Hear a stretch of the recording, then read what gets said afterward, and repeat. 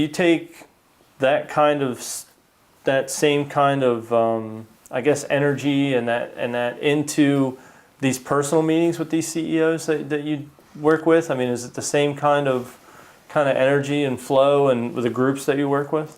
Well, so it's not so much about the physical flow as it is at an event, but it is very much about getting excited about the future and being able to envision something that's remarkable and then being able to see the steps that need to be put in place to make that happen.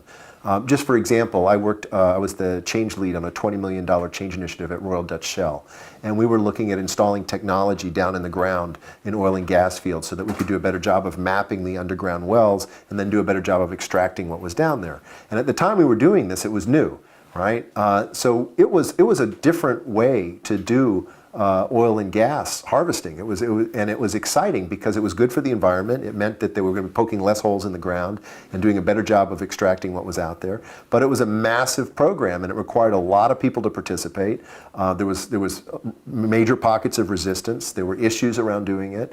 And when I would get together with the lead, Tom was his name, you know, we would sit there and sometimes in his conference room for 2 or 3 hours at a stretch and just map stuff out on this whiteboard. And you know, every once in a while we'd step back and we'd realize that we were creating the future of the largest energy company in the world.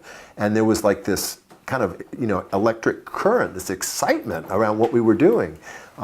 So I bring that to working with CEOs. It's like trying to imagine what's possible. How do we get there? If we were going to be world class, what would it look like? And there's a current, an electric current that goes along with that I think we're cultivating together.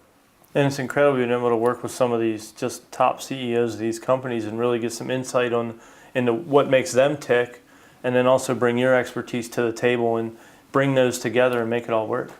It's really exciting for me. I feel like I have a dream job. I mean, I didn't know anything about oil and gas before I started working for Shell, and I spent 2.5 years really getting into the nitty-gritty of what it's like to be on a rig out in the middle of the North Sea or the Gulf of Mexico, understanding, you know, what undersea robots do, looking at maps, three-dimensional maps, understanding how the organization works, and then you know, the next day I'll be working with the National Apartment Association, or I'll be working with HR Certification Institute, or I'll be working with nurses, or I'll be working with cardiologists. And so it's like every day I just get to go into these other worlds, and the person who I'm going into these worlds with is somebody who is actually being creative and generating the future. So it's like I'm side by side with a woman or man who is part of building the next stage of our world. So it's very exciting for me. And in that, when you're working with people like that and you're helping them to guide them in the direction that they want to go, and taking all these ideas and bringing them all together and being a part of that, how do you see that as when they start to actually put that message out there and they start to have a presence out that they want to put out as a public thing? How important do you think that awareness, or like you talk about in your book about that value that they have, like how important do you feel that is? Oh, I think it's extremely important. You're working with so many stakeholders as the CEO that you have to give a really clear message of the future that you're trying to create.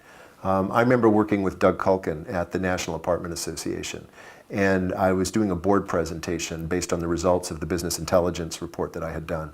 And the board and the executive committee really embraced it.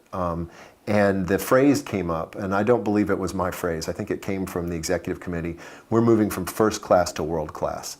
And it really caught on. And then we had to say, well, what exactly does that mean? You know, and the National Apartment Association is first class at what it does. It's the best. It's the best in the world at what it does. But it's not world class yet. It doesn't have the same customer service that Nordstrom's has. It doesn't have the same kind of data mining that REI has. So to go to world class, there's this other level that has to be developed. So it's a very exciting journey to be on. I started hearing this phrase, first class to world class, first class to world class. And it was like everywhere, and people started telling me what it meant. And then one day I came into the office at the National Apartment Association's headquarters, and it was like etched on the glass. We're going from first class to world class. So he's picked up that message that resonated with his leaders, and he's reflecting it back, and we're now working that message, and we're creating energy, enthusiasm, momentum around it, and now we have hundreds of people who are working together. It's not us orchestrating it, it's a collective, and they're moving this organization to another level of performance, their organization, and it's through being very clear about that message, the way that you described it.